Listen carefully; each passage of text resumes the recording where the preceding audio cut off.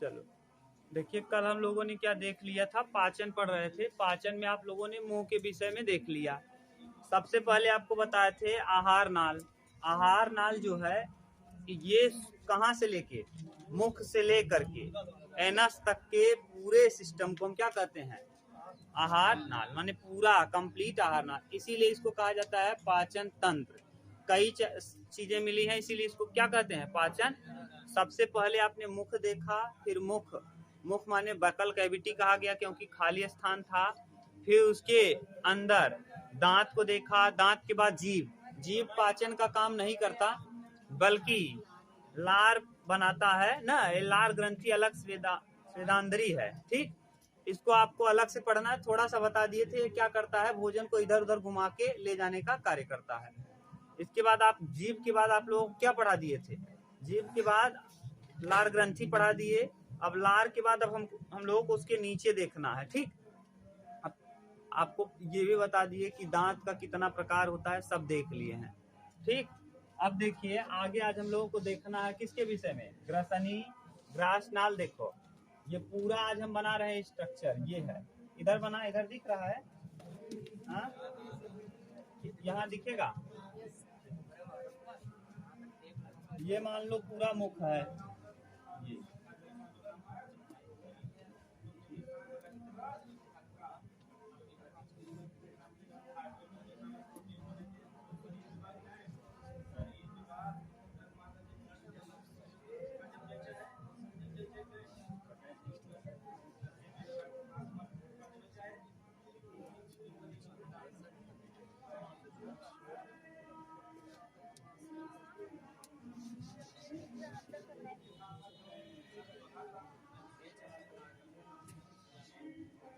अब सही।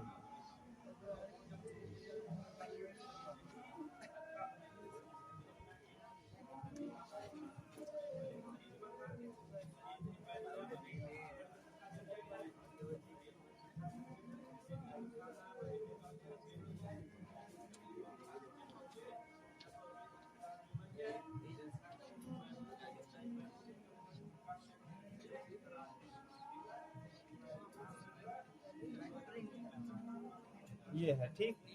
अभी नीचे को हमको नहीं देखना है, ऊपर ही देखना है। ये देखिए भोजन आया था कहाँ से, मुख से। मुख से जो भोजन आया इसे हम कहते हैं बोलस। क्या, बोलस, ठीक। ये बोलस, मुख से जो आपने भोजन लिया ये बोलस। अब यहाँ देखिए ये दो यहाँ पाइप रहेगा, ये थोड़ा सा और लंबा रहेगा, आप लंबा बनाइएगा। यहाँ देखो ये अलग ना, यहाँ तक के चीज को आपने समझ लिया है, मुख वाला कंप्लीट। फिर ये जो है ये देखिए यहाँ से यहाँ तक हवा भी और भोजन दोनों साथ में आता है। इसी को हम कहते हैं क्या, फेरिंग्स ना।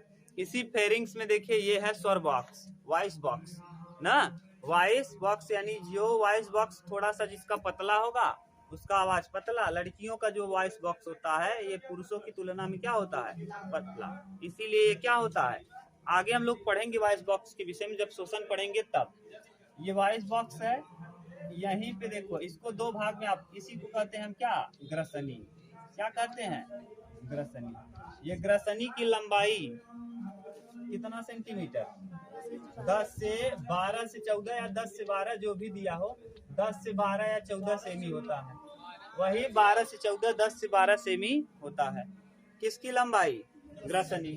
यह भोजन तथा वायु दोनों का सहमार्ग है ना। यह किसका किसका, भोजन, भोजन प्लस वायु। इसमें भोजन भी आता है साथ में, और कौन, वायु।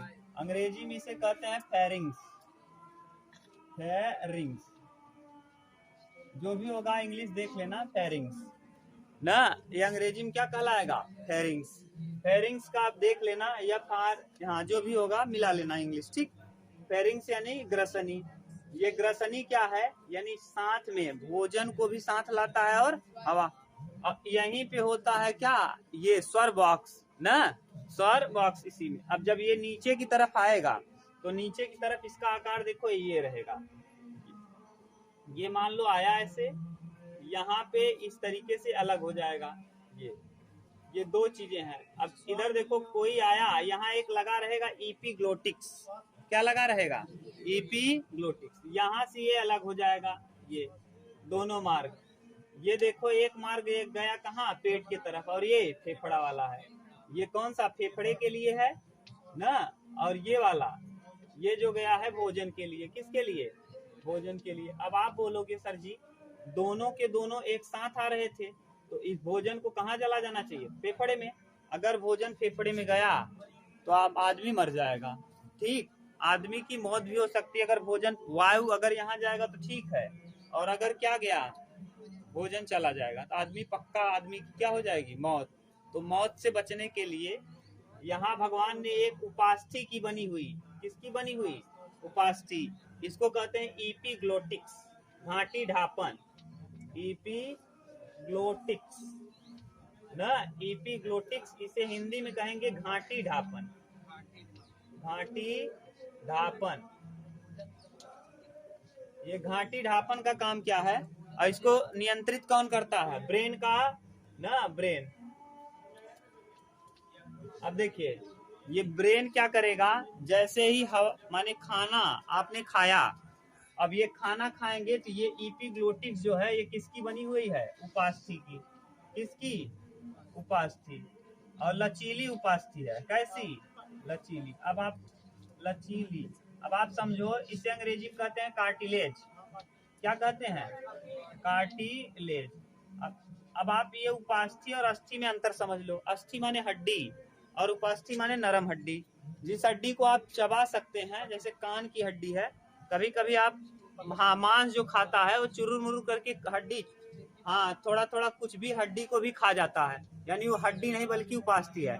ऐसी हड्डी जो नरम हो उसे क्या कहते हैं? उपास्थि। हड्डी जो नरम हड्डी हो उसे क्या कहेंगे? उपास्थि। जैसे कान में देखिए हड्डी नहीं बल्कि उपास्थि है, इसको आप मोड़ो दिक्कत नहीं है, यही इतना अंगुली मोड़ दो जितना इसको मोड़ दिए, अगर इतना ही अंगुलियों को मोड़ दो तो अंगुलियां क्या हो जाएंगी? टूट जाएंगी ना। अंगूठी को अंगुलियों से मुक्त कर, किधर गई? अल जमालू खतीरा ना। तो यानी आप क्या करेंगे, इधर देखो, अगर इसको मोड़ देंगे तो यानी ये पूरा मुड़ जा रहा है, तो ये उपास्थि भी क्या होती है? उपास्थि लचीली होती है, यानी पूर्ण रूप से मुड़ जाएगा। इसके ऊपर देखो क्या होता है, जब हवा गया तो हाँ श्वास नली और ये दोनों जुड़ा है। ये किसका बना है? इपीग्लोटिक्स, उपास्थि का।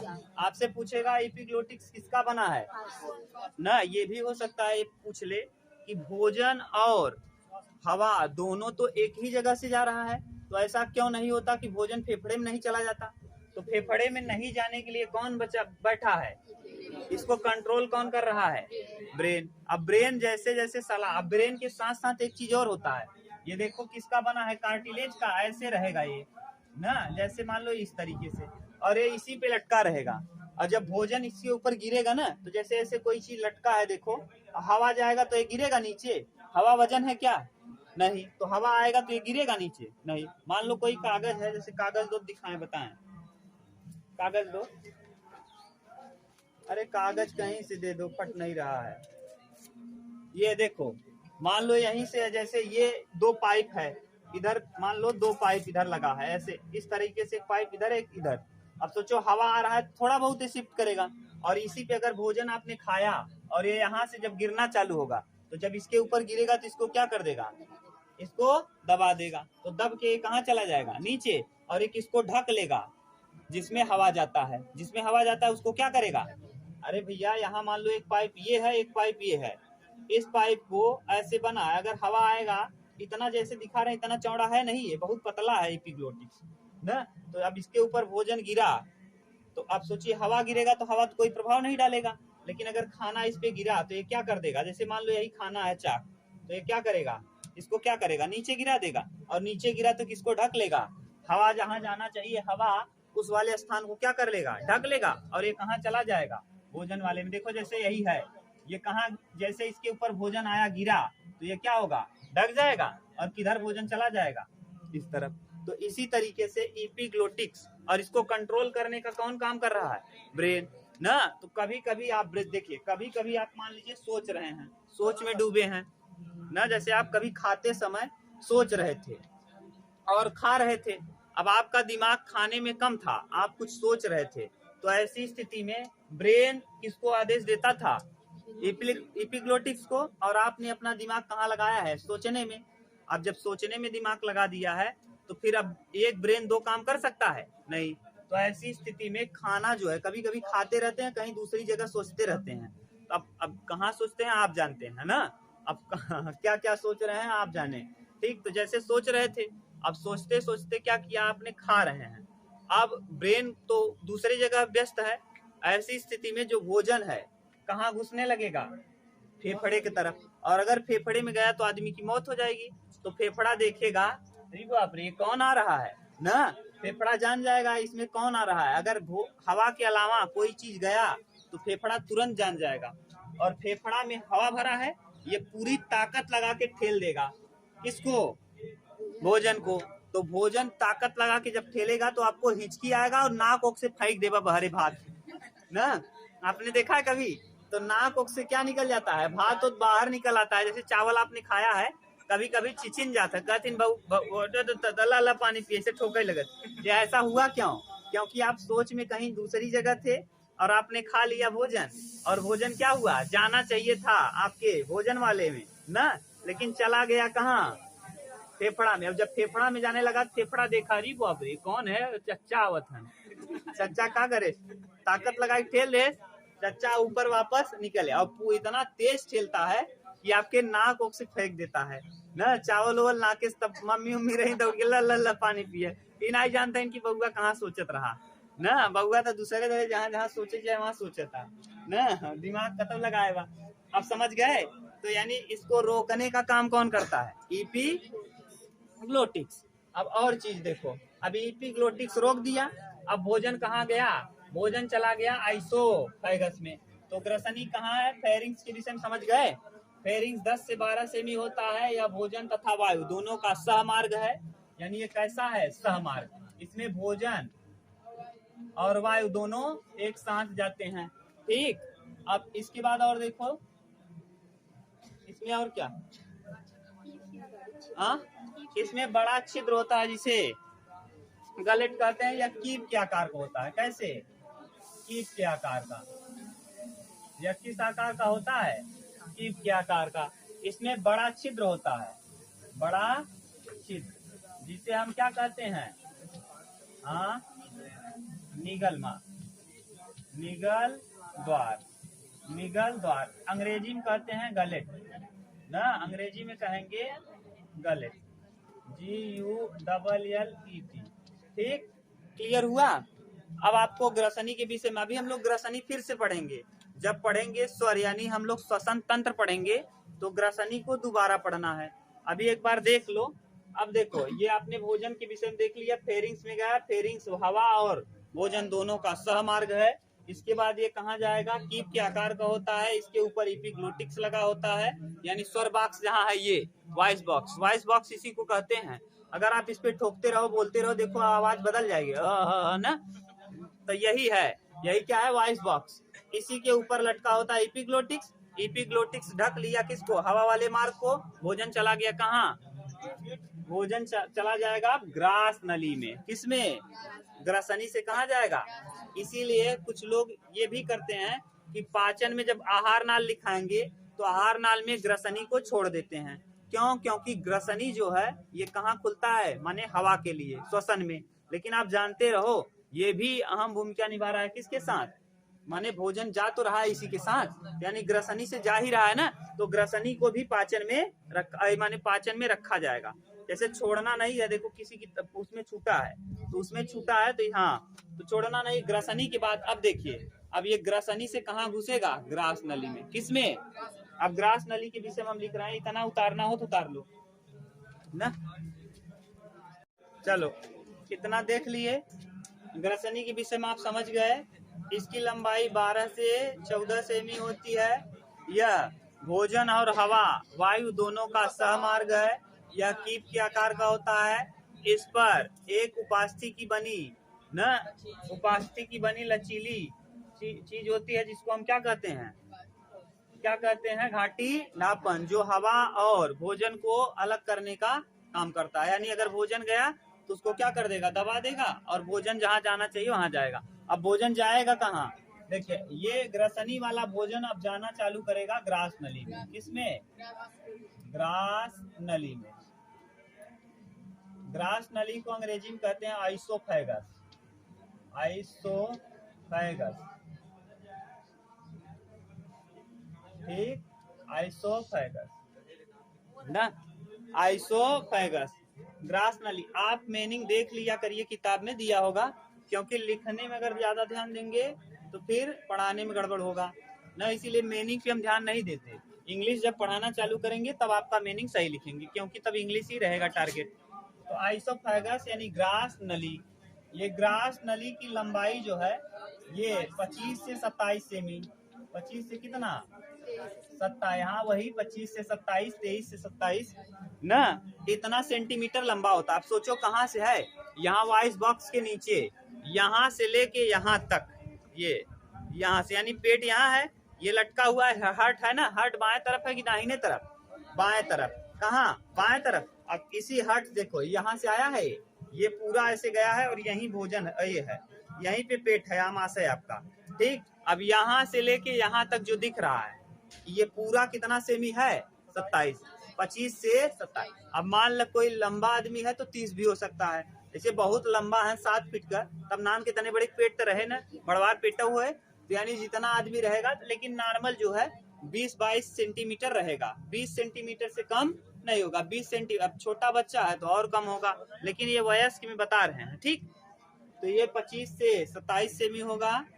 यह क्या होता है, इसमें श्लेष्म होता है, इसमें क्या पाया जाता है, श्लेष्म ना, इसमें पाचन का काम नहीं होता, श्लेष्म ग्रंथि, इसमें क्या पाई जाती है, श्लेष्म ग्रंथि। इस श्लेष्म ग्रंथि का काम क्या है, श्लेष्म को निकालना, क्या निकालना, श्लेष्म।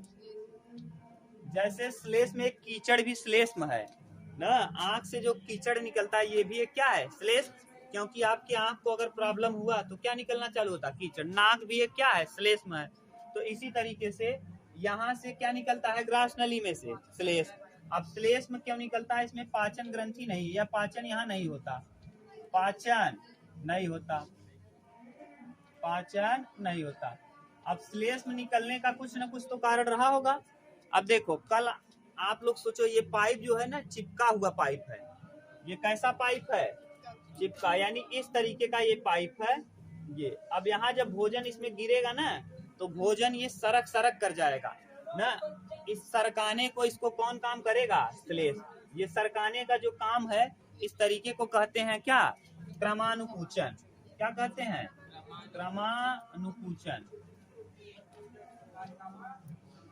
जैसे आपको सांप को देखा होगा आपने, सांप मेढक को निगलता है तो एक बैग खींच लेता है अंदर की, धीरे धीरे करके से, धीरे धीरे। तो ये भोजन जो है ना आपका, ये धीरे धीरे करके कहाँ जाएगा, नीचे, सरक सरक कर नीचे जाएगा। अगर भोजन सरक सरक कर नीचे जा रहा है तो उसी को कहते हैं हम क्या, क्रमानुकुचन। अब सोचो अगर यहाँ श्लेष्म न निकले और एकदम सूखा हो, कभी कभी आप लोग चूड़ी पहनते हैं, लड़कियां पहनती, अभी तो नहीं पहनते हो ना, जब शादी होगा तो चूड़ी पहनते समय देखते होंगे आप लोग, इसमें साबुन लगा दिया जाता है। साबुन क्या काम करेगा, श्लेष्म का। अब इसमें चूड़ी पहनेंगे तो ऐसी स्थिति में चूड़ी क्या होगा, आसानी से सरक जाएगा।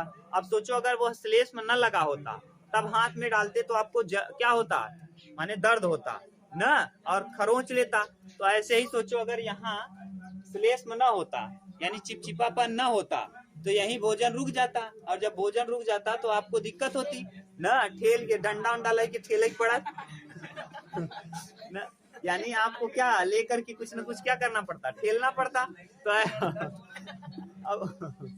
अब ऐसी स्थिति में अब दिक्कत हो जाती है। पता चला कोई आप खा लिए सूखा चीज, मान लो गीला खा लिए तब तो ठीक है, अब जब सूखा आपने खाया तो एक डंडी भी साथ में लेके लटका के चलना पड़ता। जब आप सूखा खाते तो मुंह में डाल के डंडी को ठेलना पड़ता, जैसे कहाँ चला जाए, अंदर पेट में दिक्कत। हाँ, तो इसीलिए इसमें क्या मिलेगा, श्लेष्म। इसमें क्या मिलेगा, श्लेष्म। अब ये श्लेष्म जब रहेगा, चिपचिपा रहेगा, तो आसानी से भोजन क्या हो जाएगा, सरक जाएगा। तो ये कैसे जाएगा, सरक सरक कर भोजन नीचे जाता है। इसी सरकने की प्रक्रिया को क्या कहते हैं, क्रमानुकुचन। क्रमानु क्रमानुकुचन। ठीक, इसी को कहते हैं क्रमानुकुचन। अब एक बात और है, अभी ये ग्रसनी से जो भोजन आया है, कहाँ से? ग्रसनी, ग्रसनी से हवा और भोजन दोनों है। हवा चला गया फेफड़े की तरफ और भोजन कहाँ आ गया? अमाशय में। तो हवा जो गया तो फेफड़े में चला गया, ठीक है, लेकिन ये आया है ग्रसनी में। ग्रसनी से कहाँ आया है? ग्रास नली में। अब सोचो, ये भी तो हो सकता है कि ये जो भोजन ग्रास नली में आया है, ये लौट कर फिर चला जाए कहाँ? तू हवा लाई से आ करत है, तब यहाँ नीचे से कहाँ चला गया? जो भोजन आया है किस में? ग्रास नली में। सोचो आप, ऐसे तू मान लो जमहाई ले लेगा, तो खाना खाए रहा तुरंत ही मजे खाए ले रहा, जमहाई उबई करे। अब चाप के खाए है, खूब खाना बढ़िया पाए है, कहता हूँ पूरी उड़ी पाई गया, खींच खाए ले है, अब नटाई तक खाए है, तो कब? अब वहां गए आप, तो ये क्या कर रहे हो आप? कर रहे हो ना। अब ऐसे का बहुत मस्त रहा। अब यहाँ किए तो ये जो भोजन आया था कहाँ? ग्रास नली में। अब ये ग्रास नली वाला भोजन लौट के कहाँ चला जाएगा? फिर से ग्रसनी में। और जब ग्रसनी में गया तो देखो, आते समय तो मान लो ये इस तरीके का था, इस तरीके का था, ये आते समय ये इस पे पड़ा भोजन और ये कहाँ चला गया। लेकिन जब लौटेगा भोजन तो इसको ठेल के कहाँ कर देगा? ऊपर, और ये गलती से कहाँ चला जाएगा? हाँ, हवा वाले में। देखो यही तो था, ये हवा वाला बॉक्स यही है और ये भोजन वाला है। अभी भोजन आते समय इसको दबाया और दबा करके कहाँ चला गया? ये भोजन वाले में। अब मान लो, देखो ध्यान से, हम फिर से फिगर बना रहे हैं, इसको समझो। ये मान लो एक पाइप ये है और यहाँ एक पाइप है, इस पे लगा हुआ है क्या? घाटी ढापन। ये घाटी ढापन है। अब भोजन आया, भोजन जब इसके ऊपर पड़ा तो इस तरफ जाने का चांस नहीं है। क्यों? क्योंकि ये घाटी ढापन इसको क्या कर लेगा और कहाँ चलाएगा भोजन? यहाँ। अब लेकिन अब आप सोचो, जब ये भोजन आपने हवा लिया और ऊपर गया, तो ऊपर जाते समय ये भोजन यहाँ गया, अब जाते समय इसको क्या करेगा? ठेलेगा। तो इपिग्लोटिक्स कहाँ चला जाएगा? ऊपर। तो ये भोजन किस में जाने का चांस है? फेफड़े में। और अगर फेफड़े में गया तो आदमी की मौत हो जाएगी। तो इससे बचने के लिए देखो, इसमें जैसे ही भोजन नीचे आएगा ना, इसमें लॉक लग जाता है। क्या लग जाता है? इसी लॉक को कहा जाता है अपर आइसोफेगल स्फिंक्टर।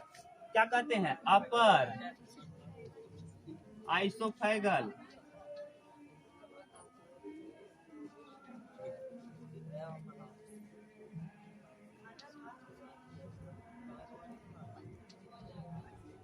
इसी को कहते हैं अपर आइसोफेगल स्फिंक्टर। ये क्या करता है? ध्यान से सुनो।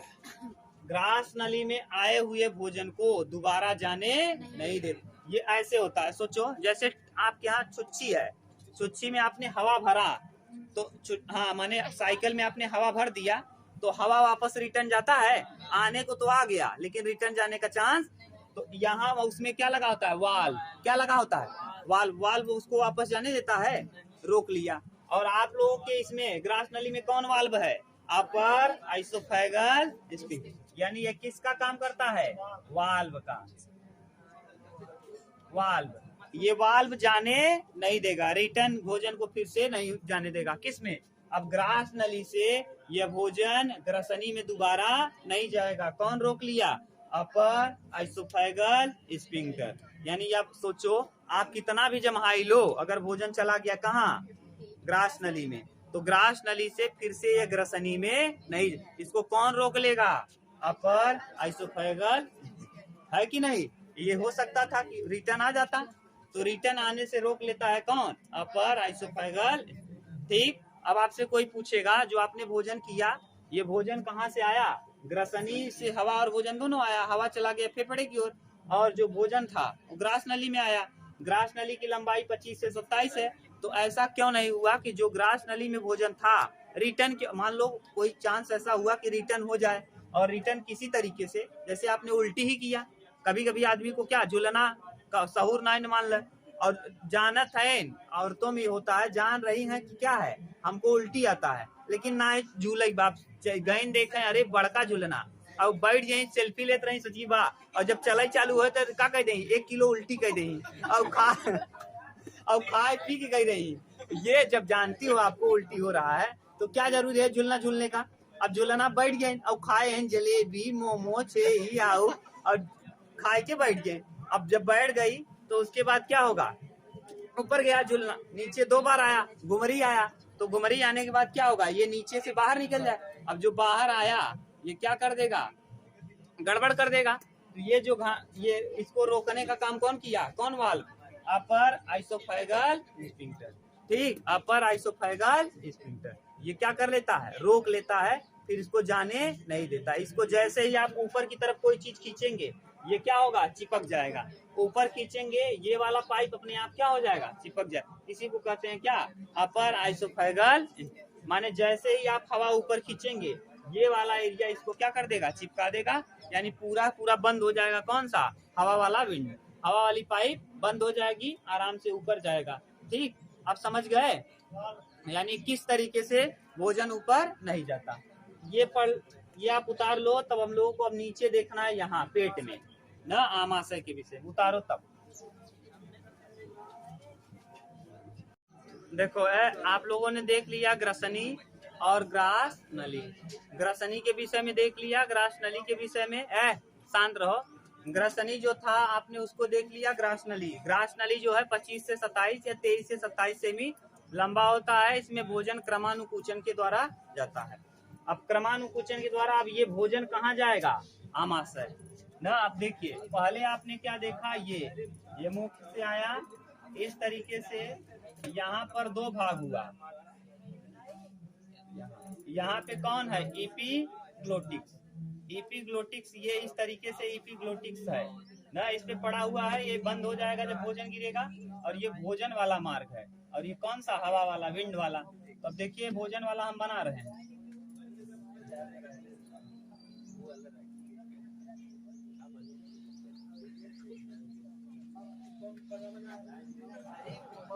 ना अभी इतना ही देखिए, ये ठीक, ये क्या था, ये आपने देखा ग्रसनी था।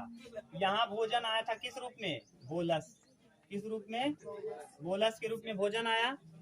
कहाँ पहुंचा, ग्रसनी में। कहाँ, ग्रसनी। और ग्रसनी में भोजन प्लस हवा दोनों साथ आया।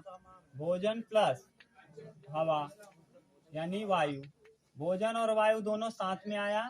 इसके बाद ये ग्रसनी यहाँ से यहाँ तक हुआ। अब ग्रसनी से ये कहाँ घुस गया, ग्रास नली में। किसमें, ग्रास नली। और ग्रास नली में किस नियम के द्वारा, क्रमानुकुचन। किसके द्वारा, क्रमानुकुचन। क्रमानुकुचन विधि द्वारा कहाँ पहुंचा, आमाशय। ये आमाशय में देखिए, यहाँ आमाशय में इस तरीके का संरचना होगा। अब इस तरीके से ये गिरा, इसमें भोजन जाते समय तो चला जाएगा। इसको कहते हैं अपर, ये ना अपर कहलाएगा। क्या, अपर आइसोफेगल स्फिंक्टर। यहाँ देखो लोअर, अपर था, यहाँ लोअर हो जाएगा। ऊपर अभी लिखे थे ना, यहाँ अपर था यानी ऊपर जाने नहीं देगा। यहाँ कौन हो जाएगा, लोअर आइसोफेगल। आइसोफेगल और क्या, स्फिंक्टर। ठीक, ये भोजन को अगर कहाँ चला आया, पेट में, तो पेट में अगर भोजन आया तो फिर पेट के भोजन को जल्दी वापस जाने नहीं।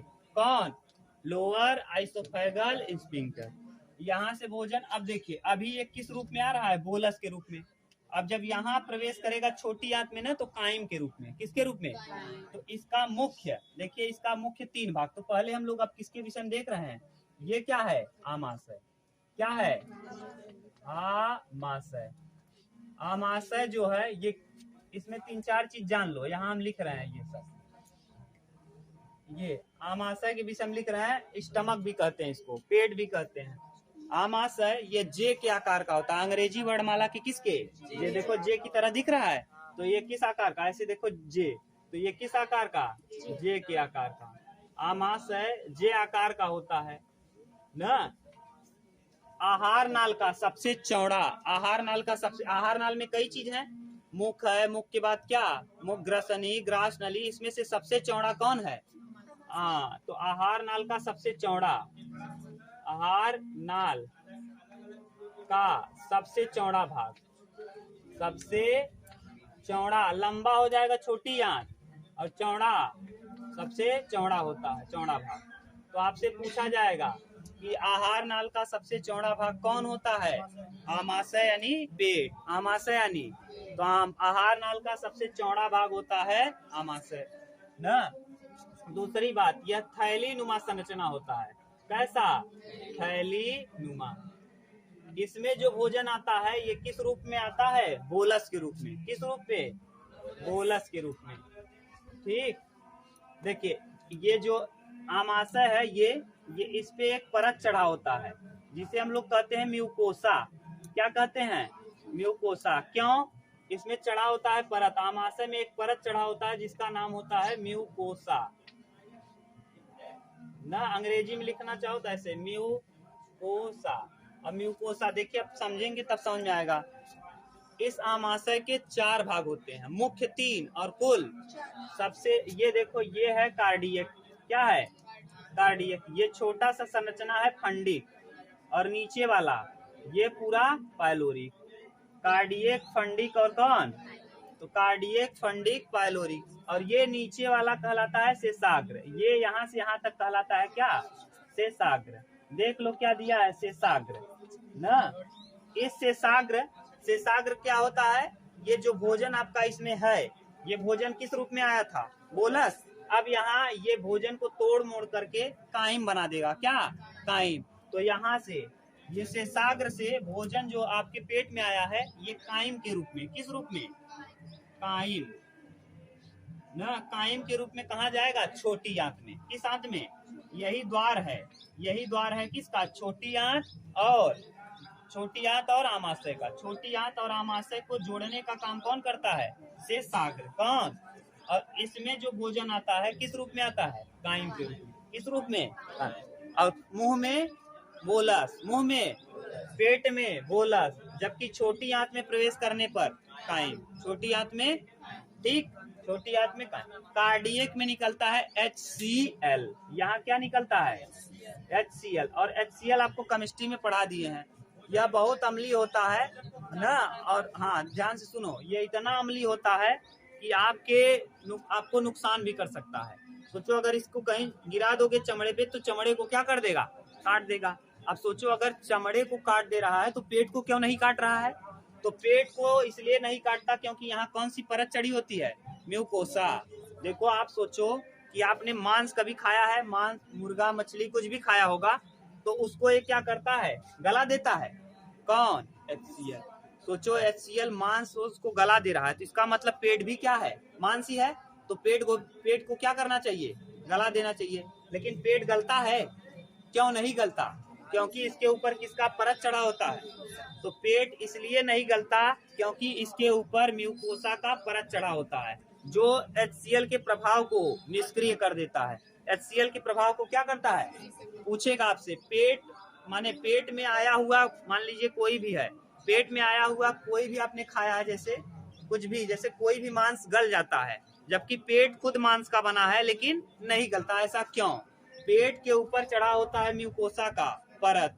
पेट के ऊपर किसका परत चढ़ा होता है? हाँ, नहीं, म्यूकोसा का परत होता है। ठीक, क्षार उत्पन्न करेगा तो मान लो कितना क्षार उत्पन्न करेगा ना? ये नहीं है, इस पे चढ़ा होता किसका? म्यूकोसा का परत। ये HCl के प्रभाव को निष्क्रिय कर देता। लेकिन कभी कभी इतना ज्यादा HCl निकल जाता है, HCl जैसे आप लोग देखे होंगे, HCl ज्यादा निकल जाता है तो मनई ज्यादा हुमुच के खाए ले। बाराते में गए आप, अब बारात में गए, पाया दूसरे का चाप दह खूब चौचक ना, अब चाप दह घटाई भर यहाँ तक फूल बा। अब आपको क्या होगा? अब आप सो नहीं पाए। बारात में उतना अच्छे डाणे मेड़े हुआ जोन मनई करे बा, वो जानत रहा यही सब चपी तो बढ़िया से बढ़िया दरे बिस्तरा नहीं लगवाए, डांड जोतवाएस ना खे तो ऐसे ही गद्दा बिछवाए दे। अब वहाँ खाए है धारा भर और लड़ा है तो ठीक से नींद लागे? नींद ठीक से नहीं लगेगा। अगर नींद ठीक से नहीं लगा तो आपका ब्रेन आपका सक्रिय रहेगा सोचने में, तो पचाने में दिमाग नहीं काम करेगा। यानी देखो, पचने के लिए भोजन तभी पचेगा जब आपका ब्रेन एक जगह सोचे। जब आप सो जाते हैं तो आपका ब्रेन कहीं सोचता है नहीं, केवल किसमें सोचने लगता है? पचाने में। किसमें? इसीलिए खाना खाते समय तुरंत क्या आ जाता है? नींद। खाना खाया तुरंत का तुरंत क्या आ जाएगा? नींद। क्यों? क्योंकि आपका भोजन पचाने का काम चालू कर दिया। अगर दिमाग सोचने में दूसरी जगह लगाएगा तो भोजन ठीक से नहीं। इसीलिए कहा जाता है खाने के बाद आराम करना चाहिए। खाना खाने के बाद, खाना खाए के अगर प्रबंधन ठीक से भोजन न पचे फिर दिक्कत अजीब लगे लगत है। क्यों लग रहा है समझ रहे हो? क्योंकि आपका दिमाग पचाने में सोचना चाहिए था, सोचने कहाँ लगा, दूसरी जगह गड़बड़ हो जाएगा ना। अब खाए ल चाप के उलर गया, अब यहाँ क्या बन जाएगा? एसिड। अभी इसको पता चला कि खाना ज्यादा खाए हैं, क्या छोड़ दे ज्यादा? एसिड। अम्ल ज्यादा छोड़ देगा, अब अम्ल ज्यादा छोड़ेगा तो आपको कच्ची ढकार आएगा। कब कच्ची ढकार आवता ना, कनी कैसन कच्ची कच्ची डकार आ रहा है, तो उसको कम करने के लिए आपको पढ़ाए थे MgOH का twice manganese milk of magnesia, इसे प्रति अम्ल कहते हैं। इसे क्या कहते हैं? प्रति अम्ल। इनो में यही मिला होता है, प्रति अम्ल। अब जावा बराते पहले से कितना जने जी चौचक खवैया है, बराते पहले से का ले चला जाती इनो, जाना था हम चाप के खाए ले भाई, तो HCl ज्यादा छोड़ दे, और जब HCl ज्यादा छोड़ दे तो ओकरे प्रभाव के निष्क्रिय करे बिना का लेके पड़े? प्रति अम्ल। तो प्रति अम्ल लेके जाते हैं, समझ गए? तो अब कैसे कैसे काम किया, यानी HCl यहाँ निकला। अब देखो इसको कार्डियक क्यों कहते हैं? क्योंकि ध्यान से देखो, ये पेट के बाएं तरफ है, इसी तरफ है हार्ट, हार्ट के जस्ट नीचे पड़ा है कौन? पेट। पेट का कौन सा भाग? ये हार्ट को कहते हैं अंग्रेजी में, हार्ट का अध्ययन कहलाता है कार्डियोलॉजी। क्या कहलाता है? हार्ट का अध्ययन कार्डियोलॉजी। और ये पेट का जो ऊपरी भाग है कार्डियक, ये हार्ट के जस्ट बगल में, यहीं पे है आपका क्या? हार्ट। और हार्ट के बगल होने की वजह से इसका नाम क्या है? कार्डियक। इसका कार्डियक नाम क्यों है समझ गए? क्योंकि ये जस्ट बगल में है किसके? हृदय के। और हृदय के अध्ययन को कहा जाता है कार्डियोलॉजी, और ये हृदय के बगल में है, इसीलिए हम इसको कहते हैं कार्डियक। इसमें से क्या निकला? HCl। HCl सबको, अब सोचो कल आपको पढ़ाए थे कि मुख में लाइसोजाइम एंजाइम होता है जो कीटाणुओं को मार देता है, लेकिन कोनो आदमी बहुत ही हेहर होती ना, जैसे कि उन्हें कहवा मत आवा तब वो तोहरे यहाँ पहुंचा रही, कहवा मत आवा तब वो पहुंचा रही। एक दैया जैसे कुछ लड़के भी हैं कुछ ना, अगर कोई लड़की मना कर दी कि पीछा मत करो, तब वो कहीं का कह ले हम करबई करब ना। जब लात कहीं चौचक, जब पुलिस पीट दे तब समझ में आएगा अच्छा ठीक। तो यहाँ जो लाइसोजाइम था ऊपर वाला लाइसोजाइम, जिसको मार नहीं पाया, अब वो हेहर रहन किरौना राम सोचन चला ये कीटाणु क्या था? बहुत ज्यादा दुष्ट था, तो ये सोचे समय का मार ले ही चला, तो आया कहाँ? पेट वाले कार्डियक भाग में। ये भूजे गया हुआ बहुत तेज रहे, यहाँ आया तो क्या कर दिया? उसको एकदम से काट दिया, एकदम से मार के खत्म कर दिया। कौन? HCl पूर्ण रूप से उसको समाप्त। HCl इसको पेट को क्यों नहीं नुकसान पहुंचा पाता? क्योंकि यहाँ क्या है? म्यूकस। क्या है? म्यूकोसा नामक परत। अब कार्डियक के बाद अब ये समझ गए ना, इसमें क्या है? HCl ज्यादा छोड़ देगा तो आपको माने HCl ज्यादा अगर निकल गया तो ऐसी स्थिति में कच्ची डकार आएगी। उसको दूर करने के लिए आप क्या लगाओगे? MgOH का ट्वाइस ना, MgOH का ट्वाइस। और इसका 10.5 इसका pH वैल्यू, क्षारी है 7 से अधिक क्षारी, यानी अम्ल आप ज्यादा छोड़ा है, इसको आपने क्या मिला दिया? क्षार। काम क्लियर हुआ? ठीक। अब नीचे वाला है फंडिक, यहाँ रूजी नामक संरचना होता है, कल हम लोग देखेंगे इसके आगे। अभी पेट को फिर से पढ़ना है, ठीक। अभी हम लोगों को रूमेन देखना है, बहुत कुछ देखना। अभी पेट हम लोग कल फिर से देखेंगे, ठीक। इतना उतार लो।